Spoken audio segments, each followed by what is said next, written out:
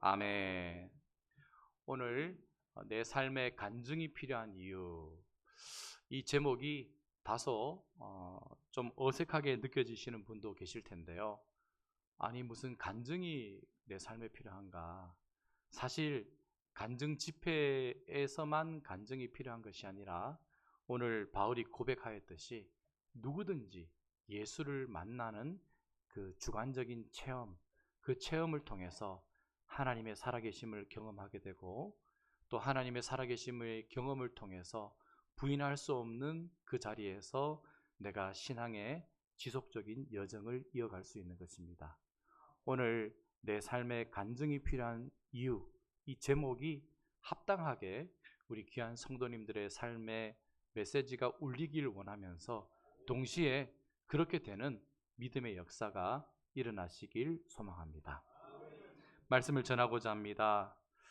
오늘 본문에 나오듯이 어떤 사람들이 바울이 전한 이 갈라디아의 여러 지역의 교회들을 유대교 교인들이 찾아와서 한마디로 바울이 전한 복음의 문제성을 제기합니다. 바울은 예수님의 12사도가 아니고, 또한 바울은 배운 복음이다. 누구에게 복음을 배웠다. 그리고 바울은 예수님의 계시를 받은 것이 아니고, 바울이 전한 복음은 불충분하며 무슨 문제가 있다라고 바울이 전한 복음보다 베드로와 야고보와 요한이 전한 복음이 훨씬 더 가치가 있음을 말씀하였습니다. 그러자 바울은 이렇게 12절에서 이렇게 말씀하는데요. 12절 말씀을 한번 같이 읽어보겠습니다. 시작. 이는 내가 사람에게서 받은 것도 아니요 배운 것도 아니요 오직 예수 그리스도의 계시로 말미암은 것이라. 아멘. 저기 말씀이 나오듯이 나는 내가 가지고 있는 복음은 받은 것도 아니다. 배운 것도 아니다. 오직 예수 그리스도께서 계시하신 것이다. 가르쳐 주신 것이다. 깨우쳐 주신 것이다. 라고 오늘 바울은 복음의 당위성에 대해서, 정당성에 대해서, 권위에 대해서 말씀하고 있습니다. 오늘 우리가 읽은 본문에 갈라디아 교인들을 상대로 복음이 경쟁하고 있어요. 어떻게 두 복음이 경쟁할 수 있을까? 바울이 전한 복음, 유대에서 온 이상한 사람들이 전하는 복음, 이 두 복음이 경쟁하고 있는데, 중요한 것은 하나는 진리이고 하나는 진리가 아니다 라는 것입니다. 거짓 복음이 요즘에도 판을 치고 있는데 그 당시에도 마찬가지였다라는 것이죠. 거짓 복음을 전하는 사람들은 세 가지 측면에서 바울을 공격하였습니다. 첫 번째 측면에서 어떤 측면으로 바울을 공격하였는지, 바울이 전하는 복음 첫 번째 공격한 포인트를 한번 보시겠습니다. 같이 읽겠습니다. 시작. 묵상과 논리적 사고를 통해서 복음 메시지를 정립했다는 공격에서 변호합니다. 아멘. 즉 바울이 전한 복음은 바울이 연구한 거야. 바울이 논리적 사고를 통해서 복음의 메시지를 정립했다라고 그렇게 말씀하고 있습니다. 바울의 인생 회고처럼 바울은 교회와 기독교를 심히 대적하였습니다. 그렇기에 그 바울이 회심을 통해서 숙고하고 묵상하고 연구하고 논리적 사고를 도출해내서 바울이 복음을 만들어낼 수 있는 그런 시간적 여유가 있을까요? 없을까요? 없습니다. 바울은 그렇게 복음을 만들어낼 수 있는 시간적 여유가 있을 수 없다라는 것입니다. 즉 바울이 전한 복음과 바울의 삶은 같이 같더라면, 삶과 복음이 같이 같더라면 그 삶에서 복음이 예수님은 어떤 분이시고 예수님이 전한 메시지는 어떤 내용이다라는 것을 이끌어낼 수 있겠지만, 바울은 복음과 충돌되는 삶을 살았습니다. 바울은 복음을 핍박하였고 바울은 복음을 대적하였으며 바울은 복음을 반대하였던 사람이라는 것입니다. 한마디로 그 반대되는 삶에서 예수 그리스도가 어떤 분이다라는 것을 본인이 선포하고 이끌어내는 것은 도저히 객관적으로 불가능하였다라는 것이죠. 그리스도인이 되기 이전에 바울이 예수님을 얼마나 박해하였던지 스데반 집사가 순교하는 그 순교의 현장에서도 어떠하였습니까? 바울은 그 순교를 당연하게 여겼고, 그리고 순교의 현장에서 스데반 집사가 정말 환한 미소로, 우리 귀한 성도님들 눈을 크게 한번 떠보시고, 그죠? 눈을 크게 한번 떠보시고, 하나님께서 사진을 찍으신다, 증명사진을 찍으신다라고 생각하시면서 환하게 한번 웃어보실까요? 하하하하. 지금 웃는 그 미소보다 스데반 집사는 더 환하게 웃었을 거예요. 제가 웃는 것보다 더 환하게. 그런 웃음을 보고서도 바울은 어떻게 해요? 요지부동, 흔들리지 않았다라는 것입니다. 이게 좋은 것일까요? 그만큼 바울이 복음을 핍박하는 삶의 현장에서 바울은 너무나 변함없이 흔들리지 않았기 때문에 예수님이 개입하지 않고서는 이 변화가 일어날 수 없었던 것입니다. 그래서 본문에서 나오듯이 바울은 다메섹 도상에서 만난 예수 그리스도에 대해서 증거하고 있다는 것이죠. 이 복음의 간증을 빼놓고서는 바울의 복음을 얘기할 수가 없는 거예요. 바울이 가는 곳마다 다메섹 도상에서 만난 예수님, 나를 찾아오신 예수님, 박해자요, 비방자요, 폭력자였던 바울을 증거하는 그 현장에서 예수 그리스도에 대한 간증을 바울은 항상 하였던 것입니다. 만일 주님이 나타나지 않으셨다면 바울은 변화되지 않았을 거예요. 오늘 복음을 증거하는 현장에서 바울이 주님을 만난 사건은 필연적으로 일어날 수밖에 없었던 사건이다 라는 것을 기억하시면서 바울이 묵상이나 논리적 연구나, 그리고 한마디로 학자니까 바울이 열심히 공부해서 복음을 만들어냈다라는 그런 주장은 잘못된 주장이다 라고 볼 수 있는 것이죠. 두 번째 공격 포인트를 한번 보시겠습니다. 시작. 바울은 자신이 전한 복음이 당시 기독교 지도자들로부터 배웠음을 변호합니다. 바울은 지난 시간을 뒤져보면서 16절에서 17절에서 이렇게 말씀합니다. 내가 곧 혈육과 의논하지 아니하고 또 나보다 먼저 사도된 자들을 만나려고 예루살렘으로 가지 아니하였다. 바울은 자신이 하나님께로부터 받은 복음이 당시 기독교 지도자들로부터 배우지 않았음을 설명하기 위해서 나는 사도들을 만나기 위해서 예루살렘으로 가지 않았다라고 말씀을 전하고 있습니다. 바울이 회심한 이후 간 곳이 어디죠? 아라비아. 그곳에서 몇 년 있었습니까? 3년을 머물렀습니다. 3년을 머물면서 바울이 그 당시에는 신약 성경이 완성되기 전이었으니까 구약 성경을 읽고 또 읽고 또 읽으면서 구약 성경이 누구에게 하는 메시지인가? 이 메시지의 주인공을 바울은, 우리는 쉽게 알지만 그 당시 바울은 몰랐던 것입니다. 쉽게 이 메시지가 이 땅에 오실 예수 그리스도라는 것을 바울은 너무나 몰랐던 것이죠. 내가 핍박했던 예수 그리스도, 내가 부인했던 예수 그리스도, 그렇게 채찍에 맞고 그렇게 십자가의 형을 지고 살았던 예수 그리스도, 그 예수 그리스도가 진정 내가 믿어야 될 메시아인가에 대해서 바울은 의문점을 가지게 되었고, 그 의문점을 3년 동안 성령께서 깨우쳐 주셨고 깨닫게 해주셨고 더 이상 흔들리지 않는 확고한 신념 위에 서 있을 수 있었던 것입니다. 그렇기에 말씀 속에 담긴 예수님의 향기를 바울은 발견할 수 있었던 것입니다. 귀한 성도님들, 성경을 읽으면 집에 두고 온 맛있는 빵이 생각나시나요? 아니시죠? 또 예전에 첫사랑이 떠오르십니까? 성경을 읽으면 누가 떠오르시죠? 예수님. 예수님이 떠오르는 거죠. 구약을 읽어도 누가 떠오르시죠? 예수님. 신약을 읽어도 누가 떠오르시죠? 예수님. 우리는 이렇게 쉽게 말할 수 있지만, 그러나 바울은 이것을 깨닫고 말하는데 3년이 걸렸다라는 것입니다. 3년. 바울이 이것을 쉽게 깨닫고 말하는 데까지 그만큼 바울의 삶이 어떤 삶이었냐?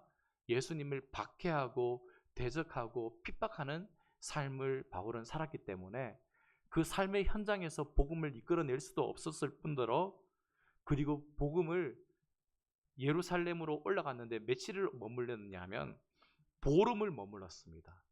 보름 동안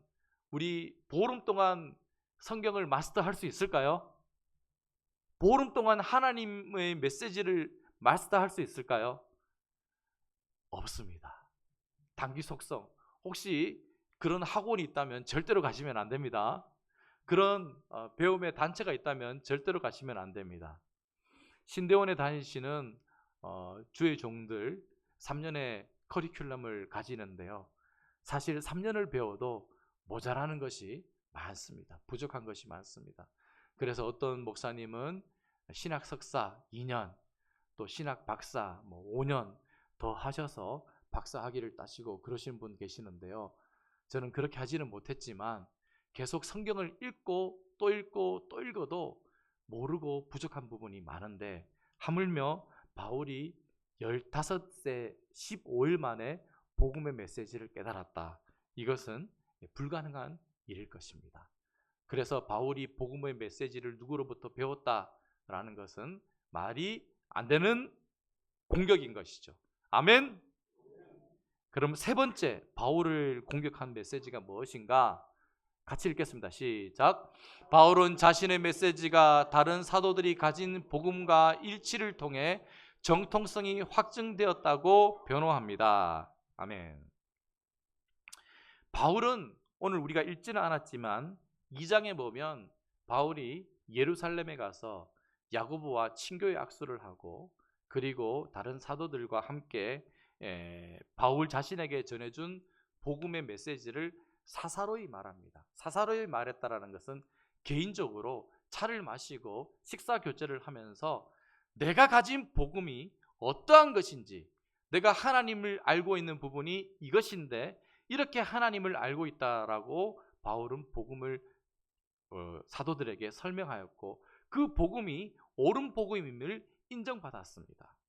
즉 지금까지 내용을 정리해 보자면, 본문에 나오는 바울의 간증을 통해서 우리는 바울이 가지고 있는 복음과 베드로와 야고보와 요한을 비롯한 다른 사도들이 가진 복음이 동일한 것임을 우리는 알 수 있다라는 것이죠.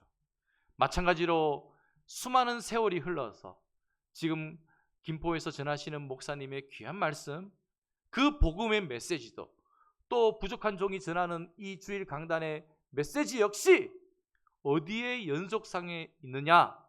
바로 바울이 전하는 복음의 메시지의 연속선상에 있다라는 것을 여러분 믿으시길 바랍니다. 즉 복음이라는 것은, 하나님의 진리를 증거하는 이 복음은 불충분하지도 않으며, 물론 개인의 성경적인 지식의 차이는 있으나 복음이라는 메시지, 원색적인 그 내용은, 그 본론의 핵심 내용은 충분하며 불충분하지 않고 오염되지 않은 참된 진리를 증거하기만 한다면 우리의 심령에 무엇을 가져다 주느냐? 은혜를 주실 줄 믿습니다. 우리 심령에 은혜가 부어짐으로 말미암아 우리 삶이 변화될 줄 믿습니다. 내 가난한 삶, 내 어려운 삶, 내 힘든 삶 갑자기 180도 달라지는 게 아니에요. 그러나 그것을 견디고 이기며 감사하며 승리하는 삶으로 나아가는 원동력이 부어짐을 믿으시길 바랍니다. 오늘 예배가 그런 예배가 될 줄 믿습니다. 오늘 바울이 공격을 그렇게 받았지만 왜 공격을 받았을까요? 복음의 은혜를 차단하려고, 복음의 신뢰를 깎아버리려고, 그렇게 바울이 사도권을 공격함으로 말미암아 바울이 전한 복음은 배운 것이다. 바울이 전한 복음은 묵상적 연구를 통해서 도출한 것이다. 바울이 전한 복음은 사도들과 일치하지 않는다라는 그 공격을 바울은 변호하는 가운데 오늘 바울은 그렇지 않다. 내가 전한 복음은 하나님의 은혜로 정립된 계시된 복음이다 라고 말씀을 함으로 말미암아 바울은 수많은 사람들을 회심시켰고 그 수많은 사람들에게 참된 진리의 길을 걸어갈 수 있도록 하나님의 인도자가 될 수 있었습니다. 그렇다면 바울이 받은 하나님의 은혜는 어떤 것일까?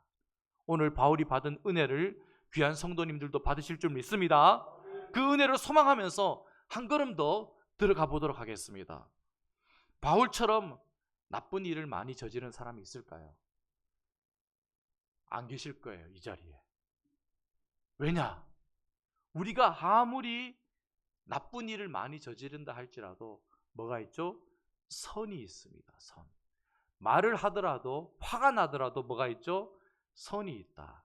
그래서 종종 우리가 이런 얘기를 하죠. 저 사람은 선 넘었어. 선 넘은 사람하고는 나 더 이상 뭐예요? 말 안 해. 얘기 안 해. 그런데 바울이 넘은 선이 무엇입니까? 우리가 보통 가지기 힘든 선, 살인이라는 선을 바울은 넘었습니다. 어떻게 하나님께서 살인이라는 이 정말 사람이 해서는 안 되는 그 자리의 현장에까지 바울은 있었을까? 당시 유대교의 관습과 전통대로 살려고 바울은 무진장 몸부림쳤어요. 그래서 오늘 어떤 말을 하느냐? 14절에 같이 한번 읽겠습니다. 14절 말씀입니다. 같이 한번 성경 보시면서 읽겠습니다. 시작.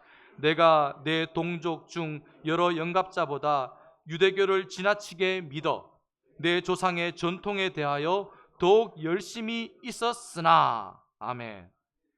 믿더라도 바울은 유대교를 어떻게 믿었다라는 거죠? 확실하게, 지나치게, 화끈하게, 열정적으로 믿었습니다. 그런데 방향이 잘못되었다라는 것이죠. 방향이. 우리 귀한 성도님들, 예수를 믿더라도 어떻게 해요? 확실하게 믿으시길 바랍니다.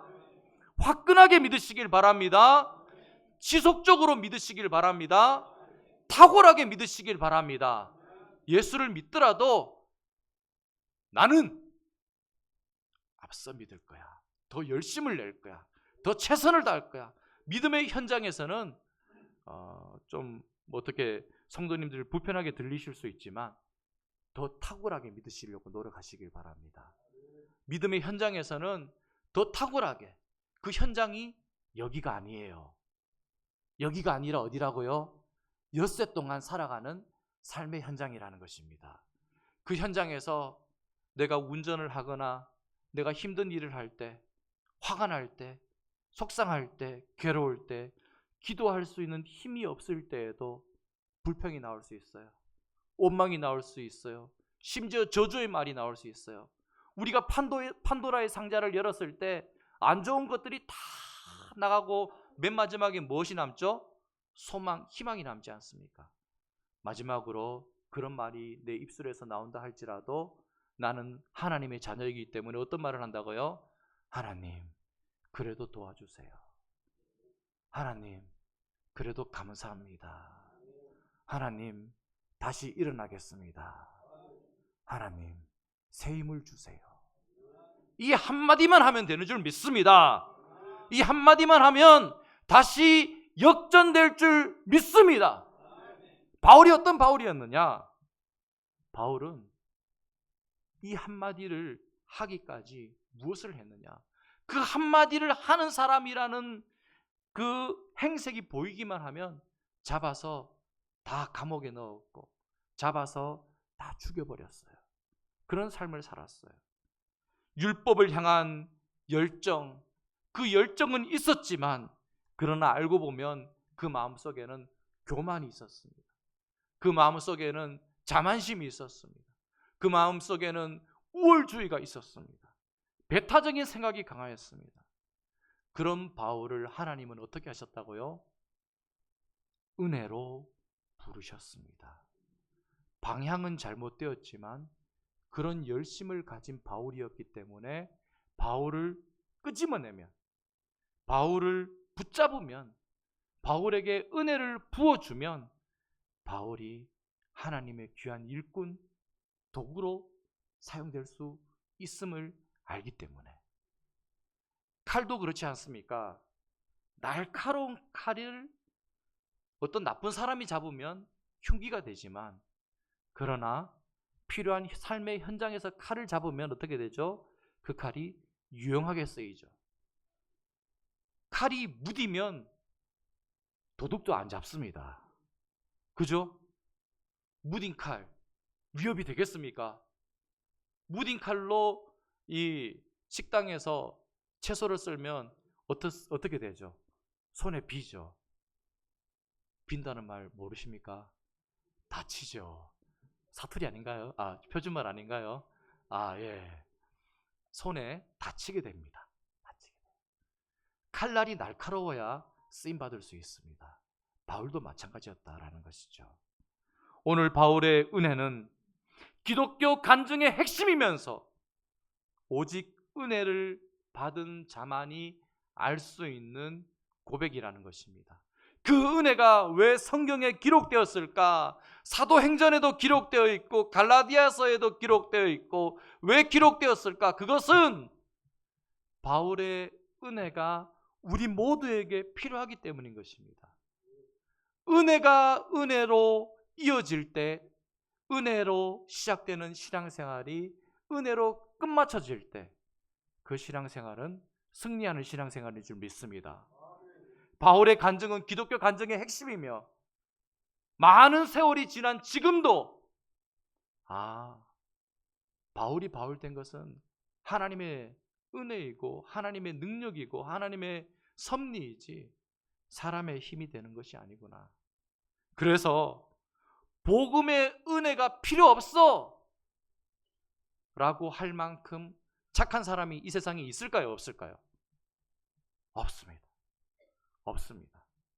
복음의 은혜를 받을 수 없을 만큼 저 사람에게 복음의 은혜가 임한다고, 저 사람에게 복음의 은혜가 필요하다고 라고 할 만큼 악한 사람도 없습니다. 복음의 은혜는 우리 모두에게 필요한 줄 믿습니다. C.S. 루이스의 말처럼 기독교는 하나님으로부터 났을 수밖에 없다. 하나님 외에 누가 이런 걸 생각해 냈겠는가? 하나님의 놀라운 섭리와 계획 아래 복음의 은혜가 우리에게 임하게 되었습니다. 오늘 그 복음의 은혜가 어느 정도까지 임하게 되었는지 15절 말씀을 우리 한번 띄워주실 수 있을까요? 갈라디아서 1장 15절 말씀을 우리 같이 한번 읽겠습니다. 시작.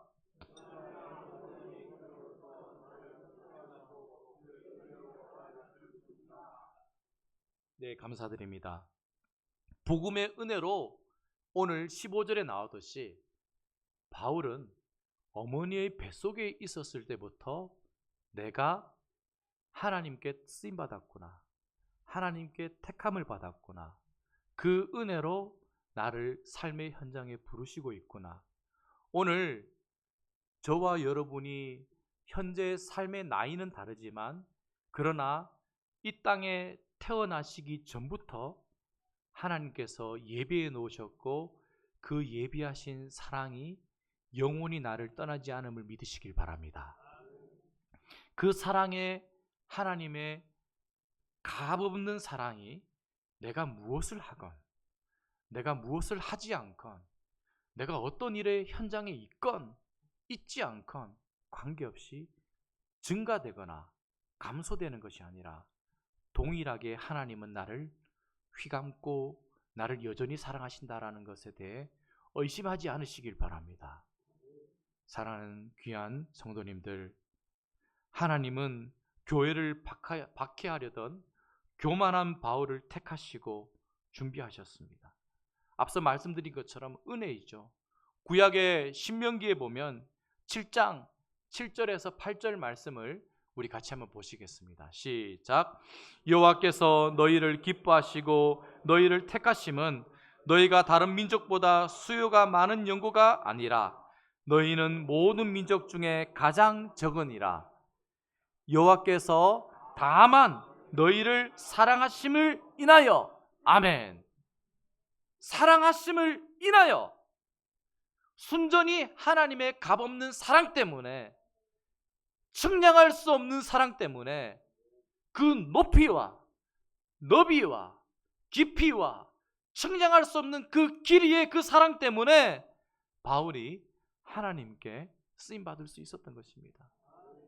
바울이 그렇다면 우리도, 나도 삶의 현장에서 평생 안전한 하나님의 사랑을 받고 있기 때문에 뭘 하면 되느냐?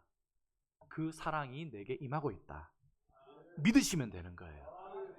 믿으시면요, 어떻게 되느냐? 안 좋은 일이 일어났어요. 우리는 대부분 그 안 좋은 일을 가지고 하나님의 사랑을 의심하거나 하나님께 원망의 화살을 쏘거나 심지어 하나님을 화나는, 섭섭하게 하는 말을 할 수도 있어요. 그러나 그 의심과 섭섭함과 원망의 말들이 삶의 현장에서 하나님은요, 놀랍게 너는 내 은혜가 아니고서는 살아갈 수 없는 인생이구나 라는 것을 깨닫게 만드는 하나님의 삶의 재료가 된다라는 것입니다. 삶의 원동력이 되고, 하나님은 그 일을 통해서 내 마음을 가난하게 만들고 내 마음에 더 큰 은혜를 부어준다라는 것입니다. 하나님의 은혜를 경험하고 체험하시는 귀한 성도님들 되시길 바랍니다. 바울의 간증은 평생 안전한 사랑이란 하나님의 사랑밖에 없구나. 그래, 16절에 나오듯이 그 아들을 이방에 전하기 위해서 그를 내 속에 나타내기를 기뻐하셨다라는 말씀을 우리는 보듯이, 바울은 그 은혜로 말미암아 자기 자신에게 그 은혜가 머무는 단계에 머물지 않고 계속해서 그 은혜의 깨닫기 위해서 부단히 성장시켜 갔다라는 것입니다. 귀한 성도님들께서 주일날 교회 안에 머무시는 경우가 많으신데, 그렇다면 교회 안에서 부단하게 나를 성장시키는 것은 무엇일까요? 다른 거 아닙니다. 뿌리 깊은 나무가 흔들리지 않듯이 성도님들끼리 더 화목하게 지내시는 겁니다. 뿌리 깊은 나무가 변함없듯이 성도님들끼리 더 알아가시는 겁니다. 뿌리 깊은 나무가 요동하고 변덕을 부리지 않듯이 성도님들끼리 더 사랑하고 알아가고 하나의 연합됨을 이루는 것입니다. 그렇게 될 때 어떻게 된다고요? 바울의 성장의 한 모습을 이루어 가시는 겁니다. 그렇게 될 때 귀한 성도님들이 무엇이 된다고요? 바울과 같은 사람으로 다듬어지고 성장해 간다라는 것입니다. 저도 마찬가지고요. 바울은 이 깨달음의 열매를 맺기 위해서 부단히 성장시켜 갔습니다. 그리고 장기간 묵상하러 준비하러 간 곳이 예루살렘이 아니라 아라비아라는 사실을 통해서 그의 고독, 얼마나 외로웠을까요? 얼마나 하나님 앞에 부끄러웠을까요? 얼마나 또 자기가 한 행동에 대해서 얼마나 괴로웠을까요? 그 모든 과정을 3년 동안 바울은 견디고 소화해내면서 극복하는 가운데, 바울은 오늘 간증에 백미를 맺으며 바울은 오늘 갈라디아서를 진행하고 있는데요. 오늘 말씀을 마치고자 합니다. 제가 전하는 복음도 바울이 전하는 복음의 연장선상에 있고, 또 저 역시 제가 부끄러운 내용이지만 신학교 때 교육 전도사 때 스크랩을 하거든요. 설교 원고를 스크랩을 하는데 저장을 해요. 근데 보면 시간이 지나서 목산수를 받고 나서 봤을 때 내가 설교를 이렇게 못했나, 너무 부끄러워서 한 2년치 정도 모은 거를 다 버렸어요. 워낙 얼굴이 막 화끈화끈거리고, 그 당시에는 뭐 테이프, 지금은 이제 동영상으로 이렇게 하지만 그 당시에는 테이프로 이렇게 돌리기도 했고, 그런 것도 그렇게 하기도 했었고, 하여튼 저는 주보 출력해서 주보 한 장, 설교 원고 몇 장. 그런데 핵심 내용은, 설교는 못했지만 그 당시에, 지금도 많이 부족하지만 그 당시에 핵심 내용은 예수 그리스도의 복음은 담겨져 있다라는 것입니다. 마찬가지로 오늘 귀한 성도님들의 삶의 핵심 내용은 다 담겨져 있습니다. 그 내용을 붙잡으시고 아멘으로 화답하며 나아가시며 다른 것은 다 기억나지 않으실 수 있습니다. 그러나 오늘 설교 제목이 뭐죠? 내 삶의 조금 잘 안 들리시는데요. 내 삶에 필요한 이유. 간증이 있으면요 어떻게 되느냐요? 삶에서 승리할 수 있어요. 삶에서 잠언 29장에 사람을 두려워야 하면 올무에 걸린다고 했는데, 오늘 우리의 심령을 지배할 권한과 권세와 능력은 하나님께 있음을 믿으면서 오늘 간증을 통해서 내 믿음이 더 이상 약화되지 않고, 또 내 믿음이 떨어질 때 간증의 그 은혜와 도움과 능력을 기억하면서 다시 한번 일어설 수 있는 귀한 성도님들 되시길 축원합니다. 우리 같이 한번 기도드리겠습니다.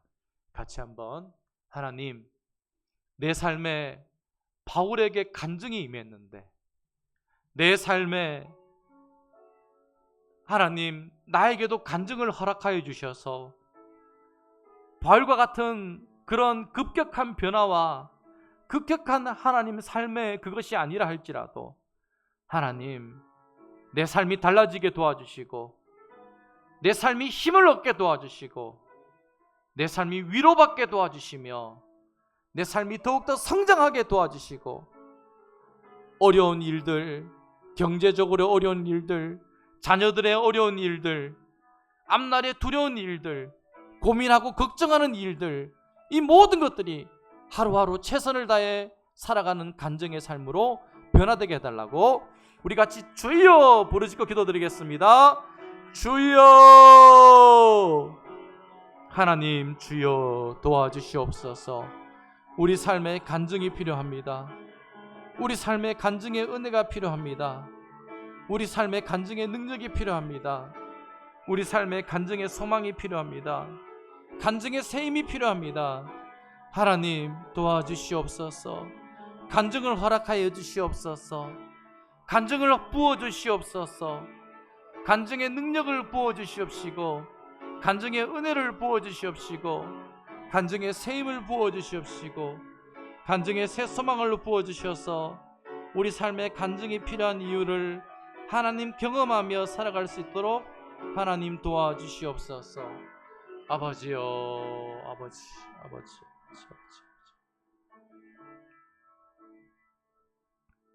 하나님, 어떻게 보면 바울과 같은 급격한 회심이 어떻게 가능했을까? 바울의 간증에서 보듯이 하나님의 놀라운 은혜 덕분임을 고백합니다. 우리 삶에 바울과 같은 급격한 변화는 없다 할지라도, 점진적으로 변화된다 할지라도 하나님 동일하게 은혜 부어주고 계심을 믿습니다. 지구가 자전하고 공전할 때 우리가 느끼지 못하듯이 하나님의 그 은혜는 우리를 감싸고 있으며 그 은혜 아래 우리가 계속 있는 줄 믿습니다. 하나님, 때로는 더 부어주시고 때로는 더 긍휼히 여겨주셔서 우리가 그 은혜를 붙잡을 수 있게, 볼 수 있게, 느낄 수 있게, 경험할 수 있게 붙들어 주셔서 내 삶은 오직 하나님의 은혜로 되는 삶임을 증거하며 간증으로 선포할 수 있는 우리 모두가 되게 도와주시옵소서. 감사드리며 살아계신 예수님 이름으로 기도드립니다. 아멘. 찬송